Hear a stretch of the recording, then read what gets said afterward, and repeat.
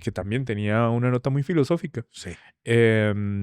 Entonces él viene de ese mundo, pero le gustaba el jazz, estaba en el mundo de la meditación y todo, y su bebé era Cynic. Y está en Costa Rica. Y hoy es el concierto y yo voy a ir, estoy demasiado feliz. O Bueno, me sea, alegra. mi yo de 21 años, o sea, que es la época en donde yo estaba así súper metido en descubrir grupos, en el tiempo en donde no existía Spotify y Sí, uno tenía que hacerlo por torrents y esas sí, carajadas, sí.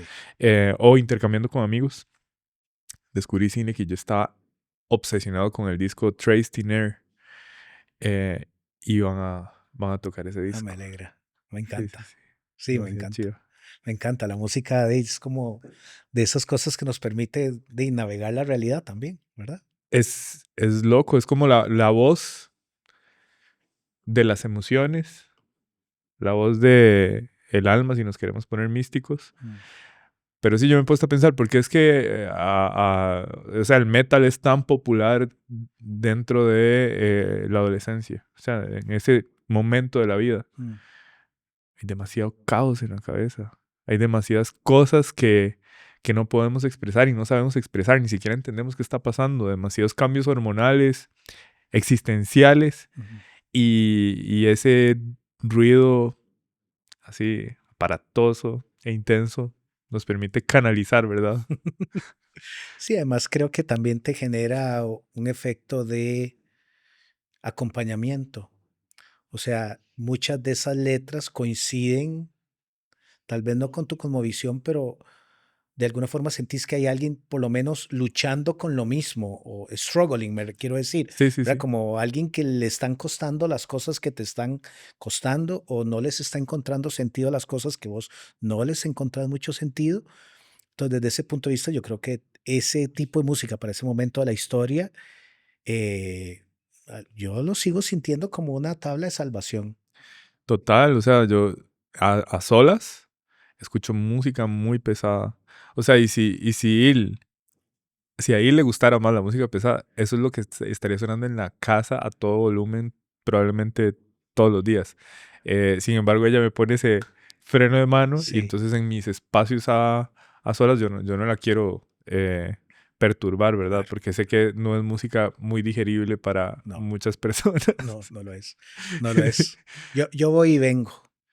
Yo voy y vengo. Yo hay temporadas donde realmente estoy casi que retomando mi setlist de mi juventud y hay momentos donde como que pierdo esa conexión, como si fuera una conexión de internet, como que de pronto digo, ¿qué se hizo eso? Y me muevo hacia otros lados, pero siempre vuelvo. O sea, a mí me llama la atención, por ejemplo, en estos días andaba con mi esposa y ella le dijo a la muchacha con la que estábamos conversando, dice, es que mi esposo es metalero. Es muy vacilón porque yo no me siento. O sea, ¿verdad? Yo, Claro. yo siento que fui con mayúscula, pero hoy no pues, sin embargo, digo, siendo la persona que más me conoce en este universo, ve que ella dice algo de mí que yo no veo con tanta claridad, porque ella dice, no, sigue siendo, no era, es, Ajá, ajá. yo no me siento en presente. Pero ella sí me ve y dice, no, claro que sos, Max. ¿Cómo decís que, verdad? Eso no suscitó nada, todo eso pasó en mi Sí, sí, cabeza, sí. donde ella le dijo, es que mi esposo es metalero y yo Y vos, ah. dije, Claro. creo que no, o sea, no me siento tan, pero también fue bonito oírla ella diciendo, sí sos, Max. Y no sé, escuchándote, me pongo a pensar en qué significaría ser metalero. Y digamos, en mi caso, en esa época en donde yo decía, "Ay, sí, a mí yo solo escucho metal", eh, era el mae que no bailaba, era el mae que no podía escuchar otra música que no fuera metal. Mm. O sea, ni loco escuchar pop.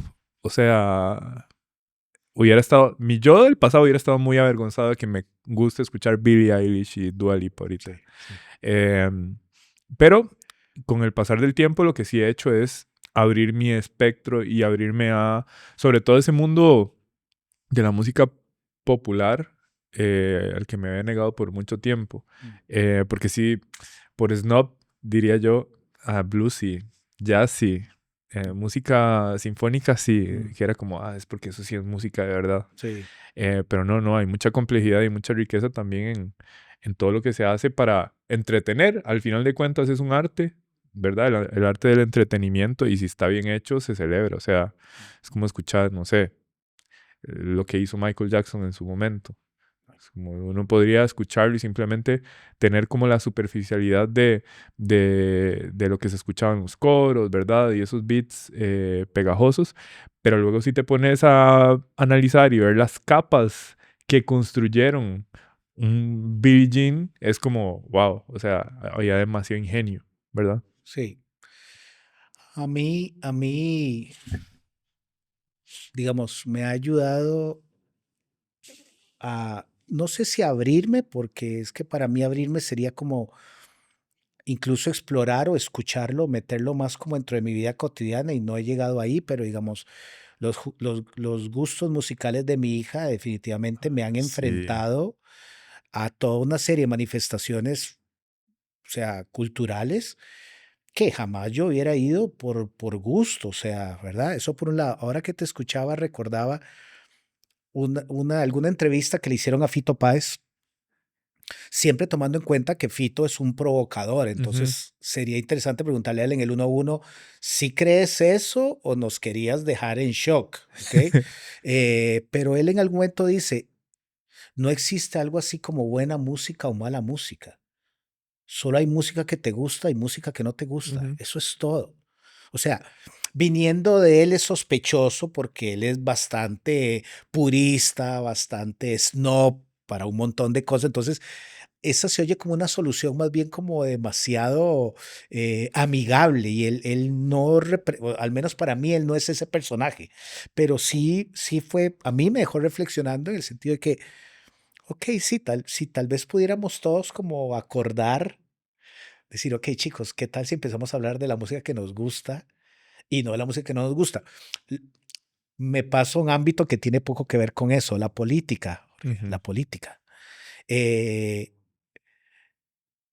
Hay una parte de mí que quisiera escuchar por qué la gente apoya a quien apoya, no por Ajá, qué no apoyaría al otro. O sea, me gustaría que claro. lo digan en positivo. Ojo, yo no, yo soy igual. Es que es más fácil, Yo ¿no? soy igual, yo soy igual. No estoy diciendo yo ya llegué a un nivel donde le veo lo bueno a todos. No. Lo que digo es en discusiones como estas, me parece que, o sea, yo agradecería más si mi interlocutor me dice, ok, mi decisión viene de que me gusta esto, de que pienso que esta, o sea, y no es como porque aquella otra vaca, ¿verdad? O sea, entonces, no sé, o sea, como que en este momento de mi vida no aprecio tanto como El, lo más destructivo, el rechazo, la aversión, lo la anti, el discurso anti, anti. ¿me entendés? En eso yo lo entiendo como, o sea, yo lo entiendo como algo muy natural en los seres humanos. O sea, es mucho más sencillo para nosotros saber qué es lo que no nos gusta. Es mucho más fácil. Sí. Porque de alguna manera decir para dónde vamos, lo que queremos lograr, lo que sí queremos, lo que nos gusta, implica que se acabaron las opciones, implica responsabilidad, implica consecuencias. Sí.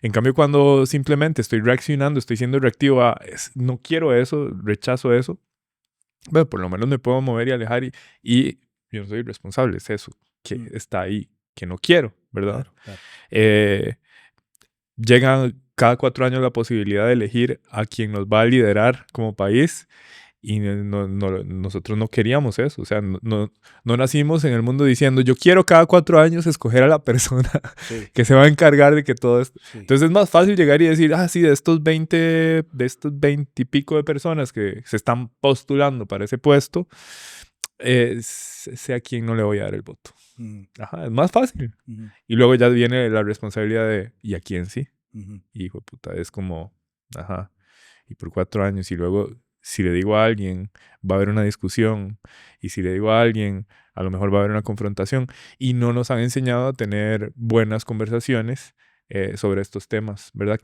Tienden a ser polarizantes por pura cultura, sí, ¿verdad? sí, sí.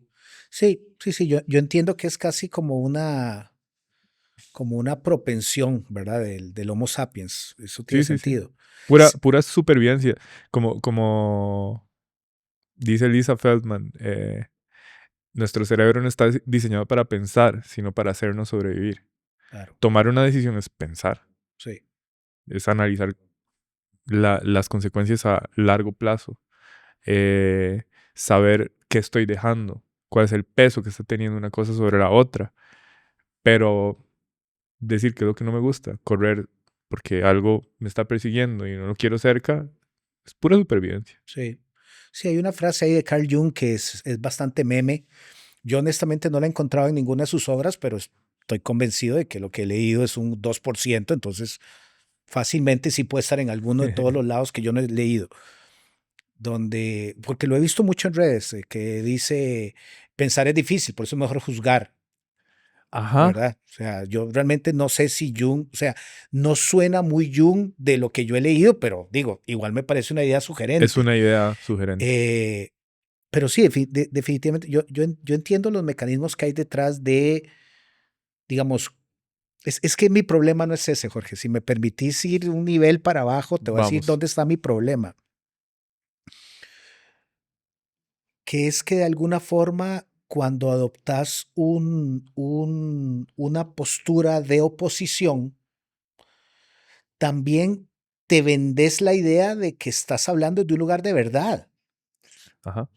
O sea, es que cuando yo te digo lo que a mí me parece correcto de alguien, no estoy diciendo porque estoy seguro que todos deberían llegar a esa misma conclusión. Nada más estoy hablando un poco desde mí, desde mis estructuras, desde Ujú, mis, no ujú, sé, ujú, ¿me ujú. entendés? O sea, no estoy diciendo ya yo le llegué y es eso. Las posturas anti tienen para mi gusto, tienen un poco ese sabor. Sí, Estás equivocado. sí. O sea, eso que vos pensás no es. Entonces, me parece un poco ambicioso y soberbio hablar desde ese lugar. Y de nuevo, es súper natural. La vez pasada estaba leyendo el libro de Una breve historia de la inteligencia. Lo escribió un tipo que se llama Max Bennett. Y me voló la cabeza que el MAE empieza desarrollando su teoría desde el organismo vivo primero, que eran los nemátodos. Los nemátodos son una, una ameba. O sea, lo que se me ocurre, como una ameba que simplemente sabe acercarse a aquello que le dé alimento y se aleja de lo que no. Se acerca a aquello que le dé cierta temperatura y se aleja de lo que no. O sea, el primer organismo vivo de la historia de este planeta tomaba decisiones en blanco y negro. Y resulta que eso se mantiene en nuestro ADN. O sea, eso que estaba ahí del organismo más insignificante y simple que ha existido en la historia, está en nosotros y se manifiesta en el día a día. Mm. Cuando caemos en ese sesgo de este soberbio, como decís vos, de yo sí sé que está mal. Ujú. Y eso lo que provoca es que haya fricción y que el puente que pueda haber entre vos y yo, entre yo y la persona con la que quiero hablar o discutir, se corte.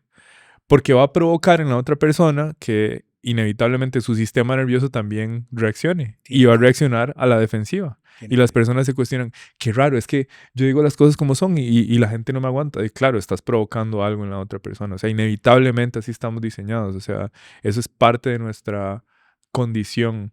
Y si entendemos esto, podemos trascenderlo. O sea, por otro lado, porque tenemos también la capacidad de reflexionar, pensar sobre lo que pensamos, actualizar nuestros mecanismos y entender que, si bien es cierto, nosotros tenemos una opinión sobre las cosas, esta opinión es solamente una perspectiva y no la realidad.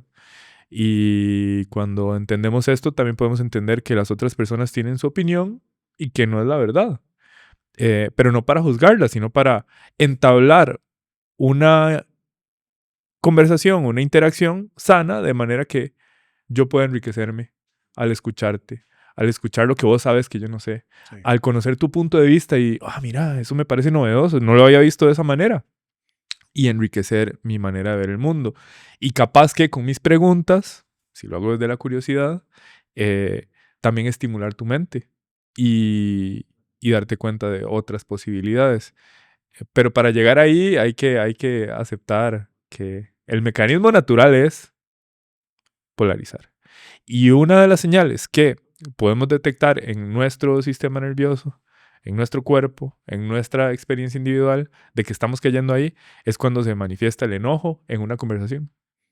Ujú. Cuando yo ya estoy puteado, ahí es donde yo puedo detectar que estoy evaluando lo que el otro diga y lo que el otro haga según mis parámetros. Ok. Y como vos dijiste ahora, desde la soberbia, entonces, si no es bajo mis parámetros, estás mal. Vos ahora decías algo, no recuerdo el nombre de, es una muchacha realmente, ya no creo que llegue ni a los 40 años. Ella es una historia muy bonita, voy a buscarlo para compartírtelo. De pronto lo podemos publicar por ahí en algún lado, me gustaría que la gente lo observe. Ah, cool. Podemos ponerlo en los comentarios. Es una antropóloga evolucionista que ella es de origen musulmán.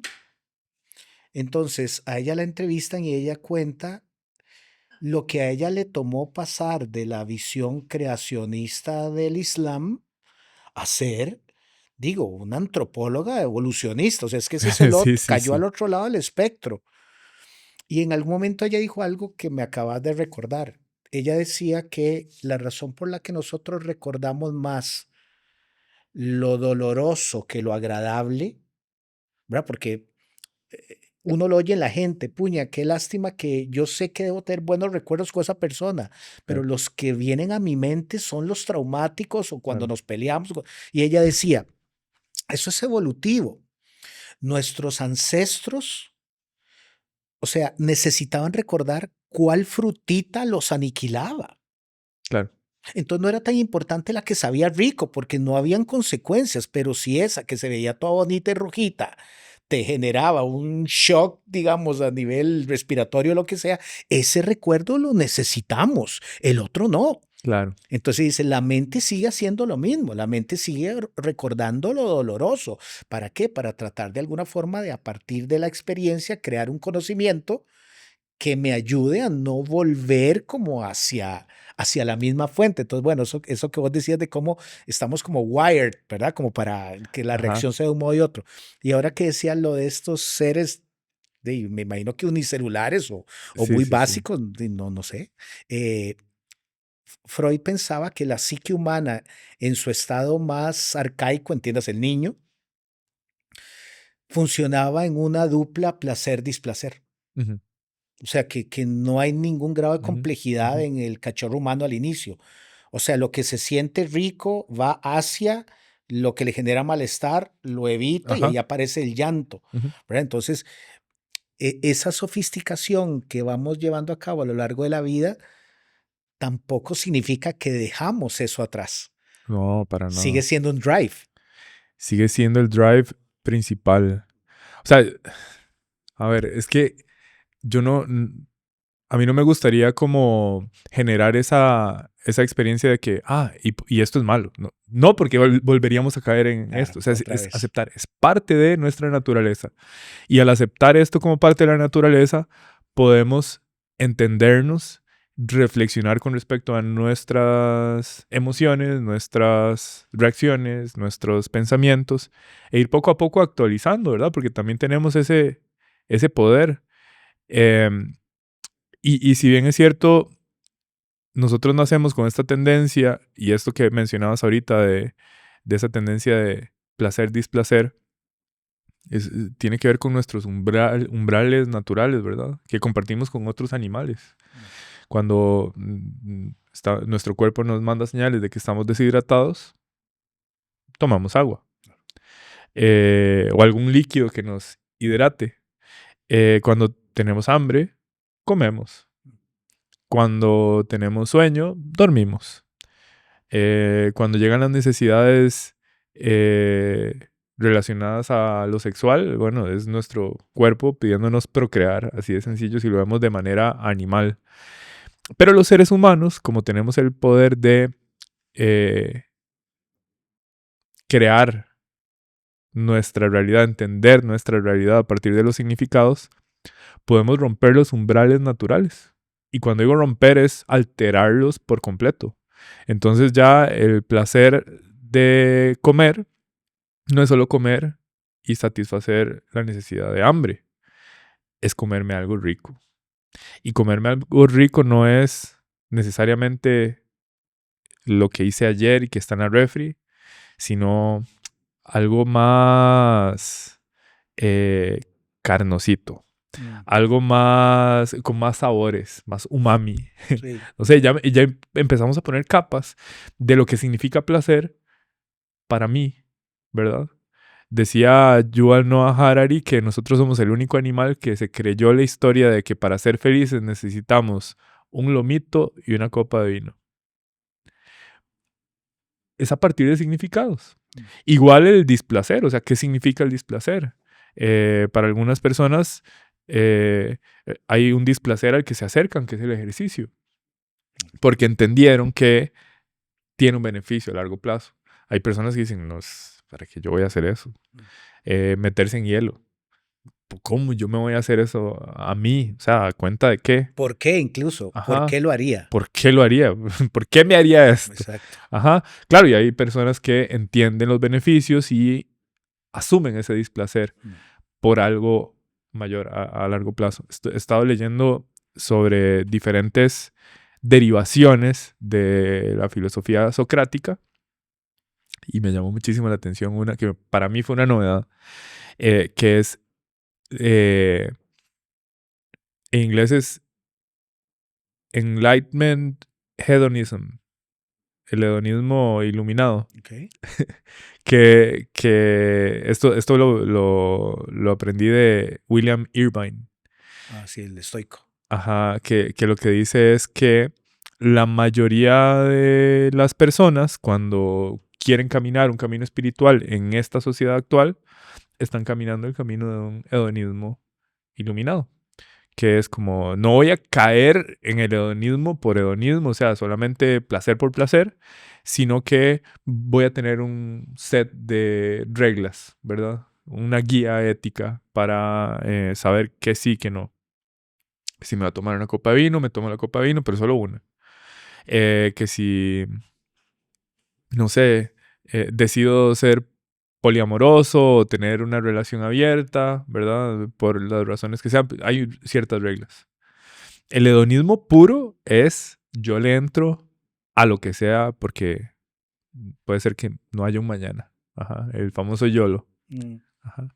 Em, pero el hedonismo iluminado es ese, que te hace saber que hay una guía que te dice a vos que es correcto y que es incorrecto. ¿Y por qué traigo esto a la conversación? Porque, bueno, al final de cuentas tiene que ver con nuestros significados de placer-displacer. ok. Los umbrales nosotros los creamos a partir de los significados. Y a veces no nos damos cuenta, ¿verdad? A veces son heredados, a veces son simplemente intuiciones, pero es lo que nos hace actuar y tomar decisiones en el día a día, ¿verdad? Este espacio es una realidad gracias a la Academia Mind Coach. Nosotros nos dedicamos a formar líderes en comunicación humana.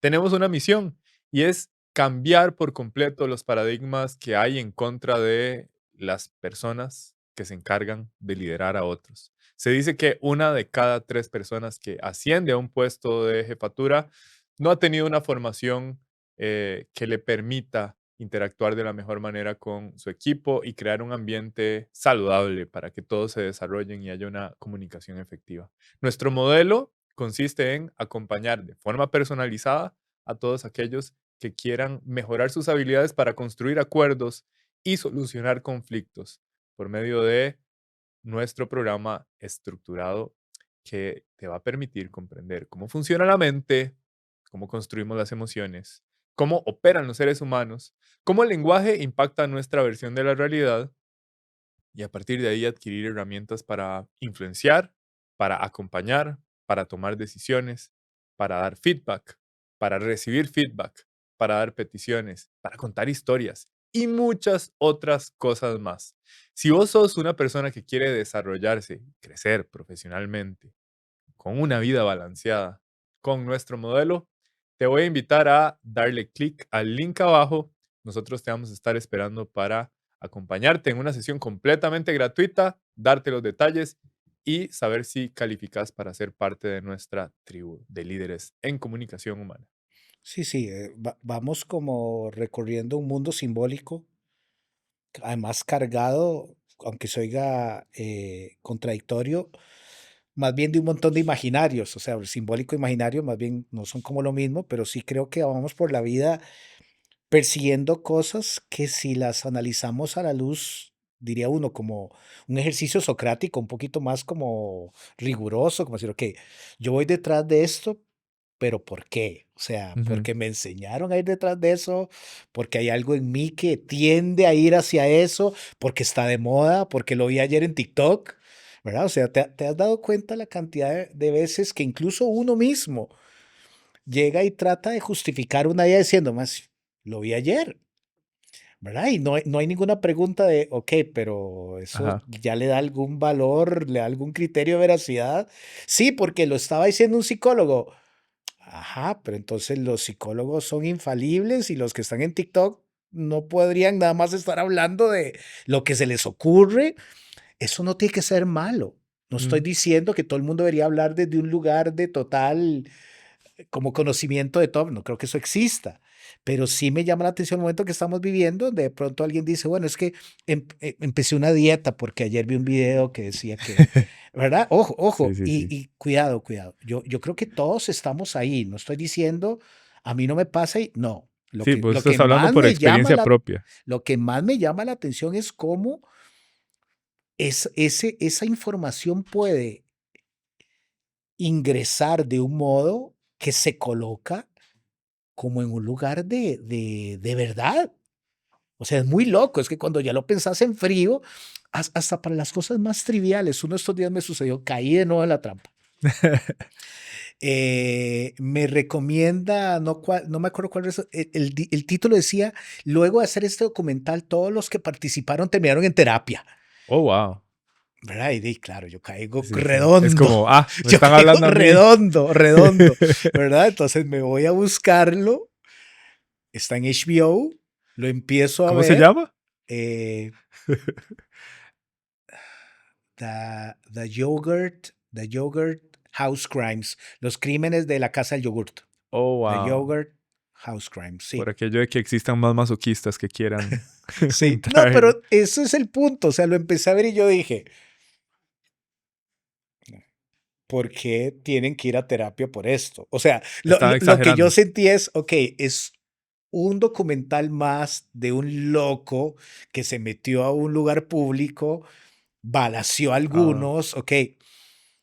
Y cuidado, de pronto me perdí lo más, o sea, nada más inferí que de eso se trataba. Yo dije, yo no voy a perder mi tiempo en esto. Son 7 episodios, no creo que aquí salga nada, pero lo que te quiero decir es, ve que uno cae.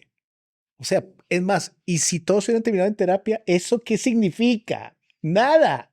Pero ve que está planteado para que yo diga, no, debe ser un deal.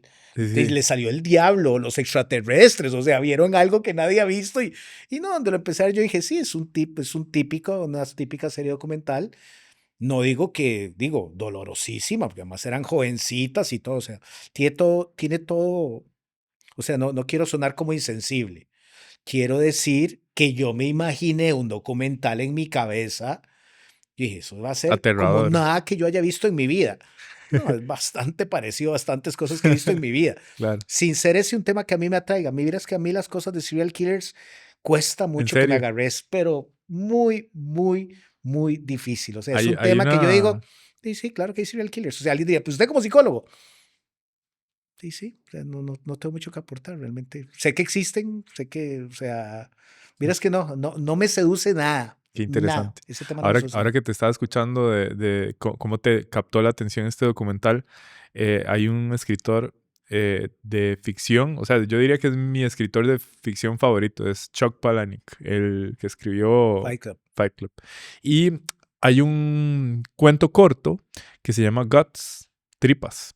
Eh, y me llamó la atención, he leído bastante de él, pero ese me llamó la atención porque en todos lados salía en todos los foros.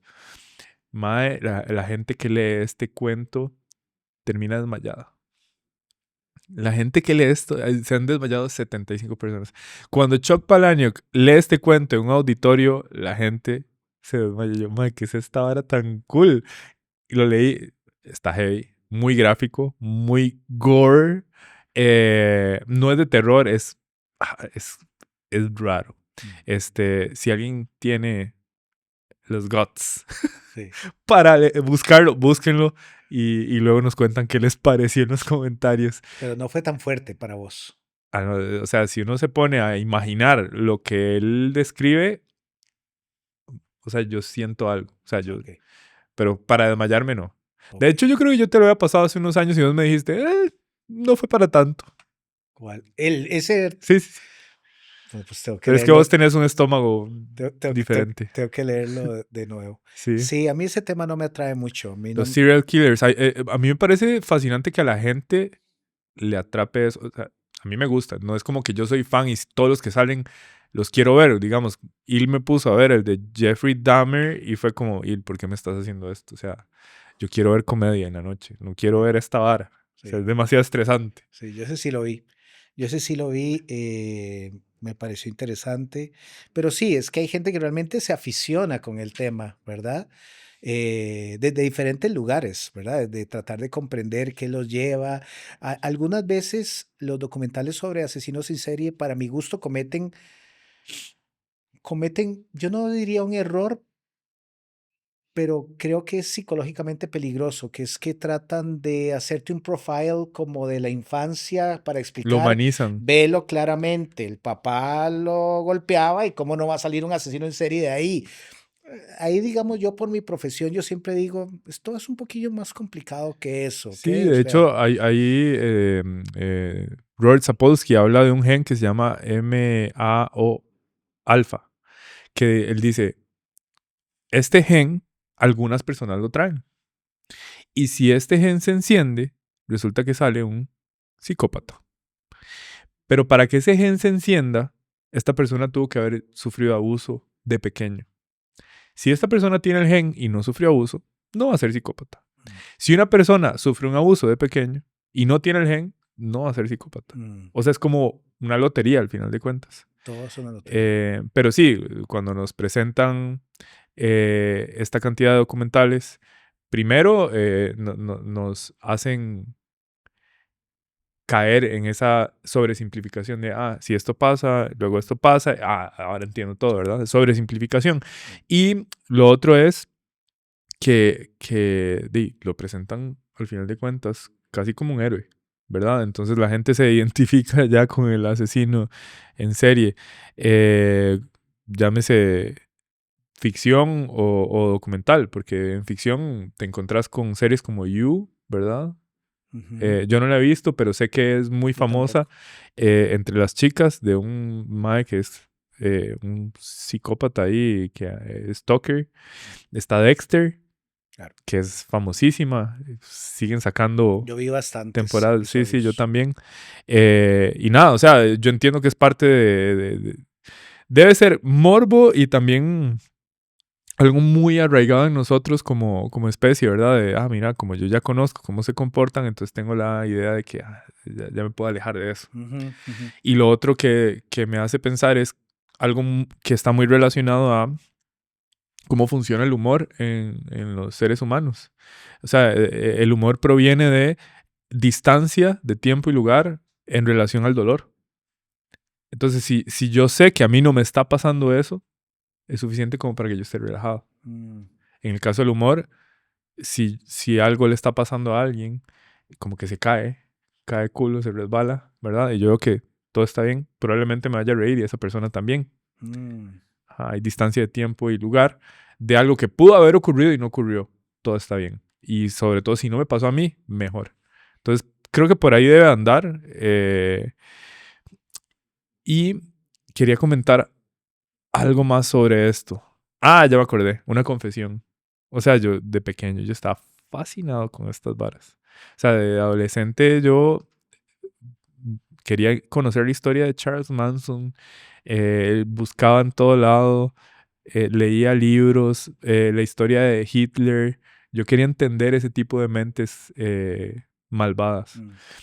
no sé por qué era. O sea, y ahorita me pongo a pensar relacionándolo a lo que empezamos a conversar, por qué me gustaba también la música que desafiaba lo que se suponía que era bueno, ¿verdad? Pues según la gente en ese entonces, Led Zeppelin era satánico. Y si usted pone al revés, Escalera al cielo, suenan invocaciones a Satanás. Sí. Si usted pone al revés el símbolo de los Bulls, el toro de los Bulls, se ve un papa negro. O sea, todo era al revés y era satánico, Sí. ¿verdad? Y eso era lo que a mí me encantaba. O sea, yo me acuerdo que a mí me dijeron esa vara del toro de los Bulls y a mí me encantaba dibujar. Yo pasaba dibujando ese toro No lo y he lo visto, ponía ahora lo al pongo al revés a revés. ver qué se ve. es es súper interesante la creatividad de las personas. Pero lo que quiero decir es que de pequeño a mí me fascinaba eso. Me decían, eso es malo. Hacia allá voy. Mm. Ajá. Entonces, Sí, como una reacción, era una reacción. Y si pudiera darle sentido, diría que es pura supervivencia. ¿te parece? Sí, sí, sí. ¿Vos qué pensás? Sí, sí, seguro que sí. Yo creo que hay un componente social muy presente. Alguna vez conversaba con un amigo muy querido, él es argentino, él vive en Argentina y yo le compartí algunas bandas de heavy metal ticas, de las poquitas que uno puede como encontrar en YouTube, porque realmente, digamos, de las bandas clásicas, seguro ahora hay un Ya. montón de muchachos Mm. haciendo un montón de cosas, pero de las que yo oía, no hay mucho.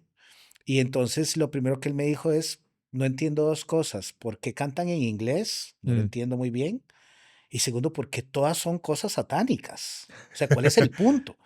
Entonces, él me pasa toda una, porque ellos tienen un país mucho más productor, Claro. entonces me manda un montón de información, de videos y es increíble la cantidad de bandas que tienen ellos, ochenteras y setenteras, todos cantan en español y ninguno tiene una sola referencia a nada del orden del mal, porque casi todas las letras son políticas. Entonces eso Claro. suscitó en nosotros una conversación que al día de hoy seguimos teniendo de, es que el argentino, o sea, su gran némesis era lo militar, era el Claro. gobierno.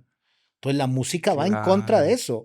Y aquí era la Iglesia Católica. La Virgen, Ajá. el Padre, Claro, porque el, tenemos ca- un el estado. catecismo, ¿me entendés? Entonces fue muy lindo tener esta conversación Ah, con él porque, wow. y bueno, también lo del inglés, yo le decía, mira, yo creo que en nosotros no solo hay una fascinación por lo estadounidense, que en Argentina eso es muy diluido, o sea, vos no escuchás eso del argentino, como ese anhelo de vivir el American Dream. Ellos dicen como, creo que eso está por distancia, Jorge, y Claro. nada más no lo tienen, ¿verdad? Pero creo que es más complicado Y que la eso. influencia europea, me imagino que Claro, también. sin duda.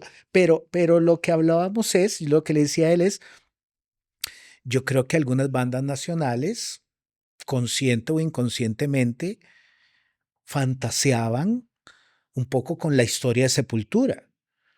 Y Sepultura de su primer disco graba en inglés. El inglés de esos muchachos es, digo, no porque Sí. el mío sea muy bueno, pero uno decía, es Sí, sí, sí, sí, sí. hasta tierno lo mal, o sea, se nota que ellos tradujeron un poco a la brava y hay cosas que no están en el tiempo verbal correcto y todo, pero ¿qué dijeron ellos? De podemos cantar en portugués también, no está de más, pero ¿de quién nos va a escuchar?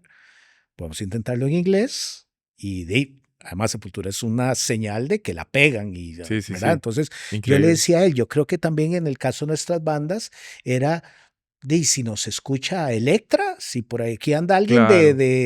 ¿verdad? De Sony, entonces cantémoslo en inglés para que podamos, digo yo, o sea, estoy bateando, ¿verdad? No, pero Tal, tiene sentido. ¿verdad? Tal vez lo que quiero rescatar de todo esto es, en la adolescencia claramente, ahora sí, uniéndolo con lo que conversamos hace 25 minutos, en la adolescencia es hasta deseable ser anti.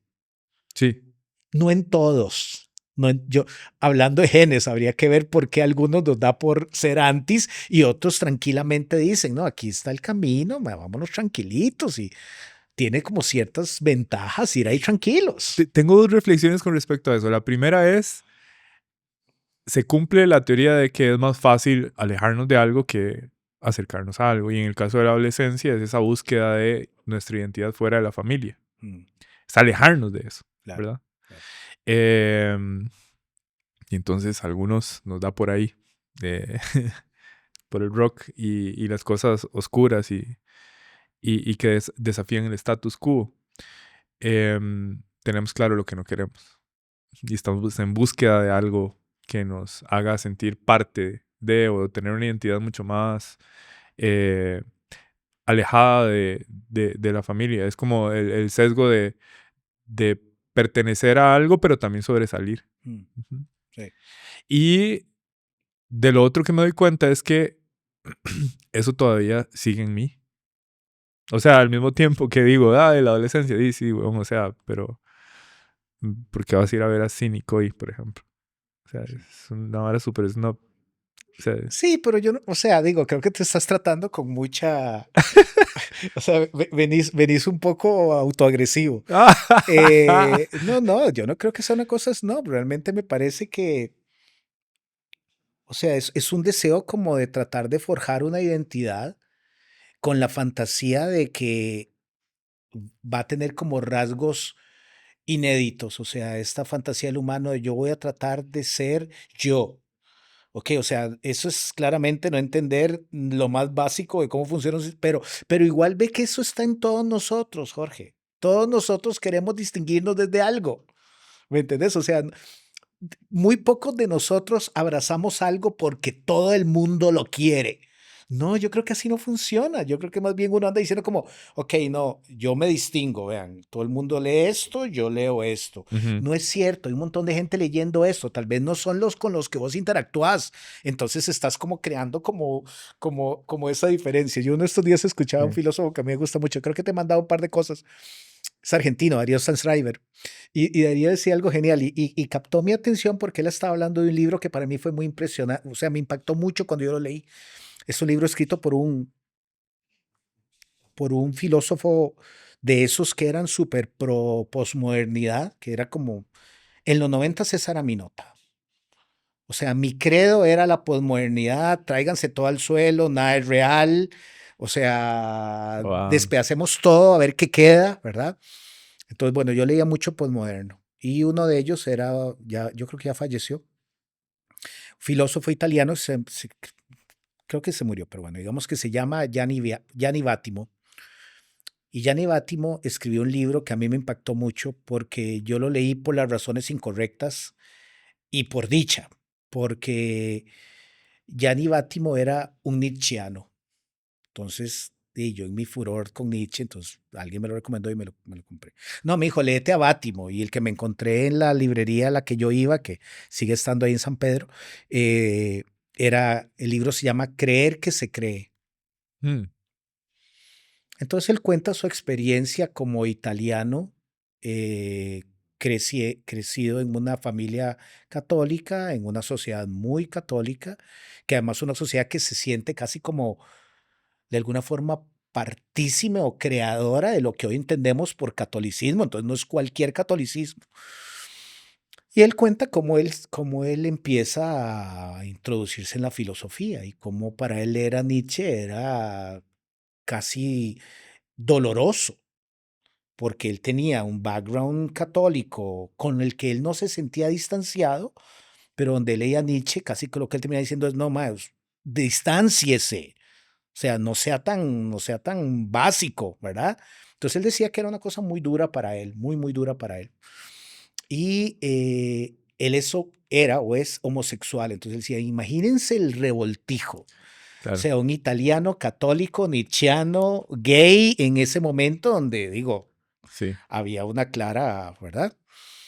Y bueno, él al final termina contando en el libro que él, o sea, él no se reconoce a sí mismo como un ateo.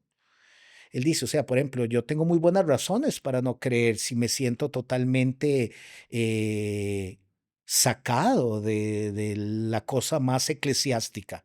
O sea, porque además estábamos viendo un momento donde el ser gay, no que ahora estamos en otro lugar, pero en ese momento era como, no, efectivamente, uno puede ser católico y gay, o sea, tienes que decidir. Ujú. Entonces él dice, cualquiera diría, soy un nietzscheano, y soy gay de afijo, soy anticlerical o anticreyente. Dice, no es mi experiencia. O sea, realmente yo tengo una relación con eso que la gente llama Dios.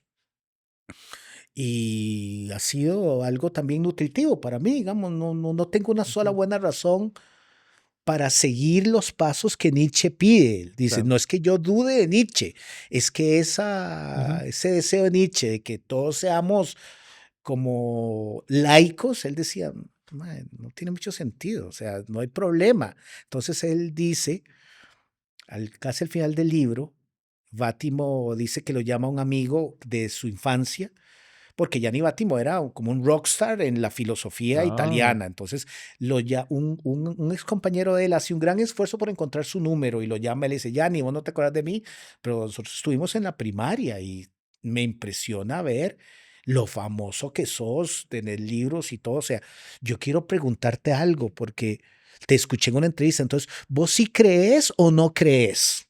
Es lo que le dice su amigo de primaria. Y él le contesta, yo creo que creo. Entonces, Darío Stansriver dice algo interesantísimo. A mí me encantó. Yo le decía a Giselle, ese me acaba de escribir lo que yo siento en este momento, mis qué casi cool. 53 años de edad. Darío dice, él cita a Gianni Vattimo y él dice, yo creo que no creo. Y yo le decía a Giselle, yo creo que ese soy yo.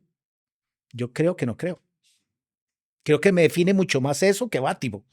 Qué ¿Por qué? interesante. Porque si nada más no creyera, Ajá, no me generaría preguntas, claro, no me quedaría. claro. O sea, es que digo, esto se va a ir horrible, pero yo veo cosas de serial killers y a mí me da lo mismo, pero a mí me pones un documental sobre la vida de Cristo y yo estoy ahí, full, full. O sea, es que Te engancha. realmente me parece un personaje Ajá, interesantísimo. ajá. Digo, ahí tiene como todo un. Sí, sí, me atrae mucho. Entonces, donde Darío dijo, yo creo que no creo, yo dije, Ahí estoy. eso. Yo creo que no creo. ¿Ves qué interesante cómo se cierra el círculo de esta conversación? Porque sabes lo que no, pero no sabes lo que sí. Sí, exacto. Eh, Vamos cerrando este capítulo en el que retomamos las habladas filosóficas. Estoy demasiado feliz y a mí Es lo el que me... episodio 59. Ayer me metí a YouTube a ver ¿Sí? cuánto llevábamos. ¡Wow! El Episodio último que 50. hicimos hace 5 meses fue el ¡Wow! 58. Vamos por el 59, a darlo todo, a seguir disfrutando de estas habladas que más que alguna guía o alguna verdad, esperamos que les dejen muchas preguntas Eso y un es. espíritu filosófico ante la vida. Yo me quedo con que fue un episodio de todo y nada. Sí. Tenemos Sí, varios. ya tenemos varios. Yo creo que este es con el tercero de todo y nada. Eh, y, eh, pero lo que sí me dejo es esa apertura a reconocer nuestra condición humana, saber cuál es nuestro punto de partida, no por desprecio, no por condena tampoco, sino para saber cómo trascenderlo y disfrutando la vida de una manera más compleja y entendiendo complejo, como darnos cuenta de que no todo es blanco-negro, nos vamos a ir acercando a la verdad filosófica, ¿verdad? Ujú. Que se persigue, pero no se alcanza. Exacto, ¿Qué exacto. te queda a vos? Pues sí, o sea, primero la alegría de volver. O sea, digamos, el año 2025 para mí fue un año, a mí me gustó como año, honestamente. El 2025 fue un año raro, como de mucha Sí, transformación, como de mucho pasar de aquí a acá. claro. Pero hoy me siento bueno, te conté que retomé estudiar y cosas que a esta altura no sé si fueron buenas o malas decisiones, pero bueno, ahí Ajá. voy. Entonces me gustaría que este episodio también para nuestros amigos y nuestras amigas sea como, como digo, hablando desde un lugar de humildad, una fuente de ilusión. Quiero decir Ujú. que ojalá algo lo que escucharon los ilusione ir a buscarlo, Sí, alguna cosa. sí. Tu banda, el filósofo italiano, lo que sea, ¿me entendés? O sea, El cuento de Guts. estamos ayunos, Jorge, como sociedad. O sea, creo que es una sociedad que está tan asustada que también ojalá encuentre lugares donde de alguna forma como conectar con las cosas, Sí.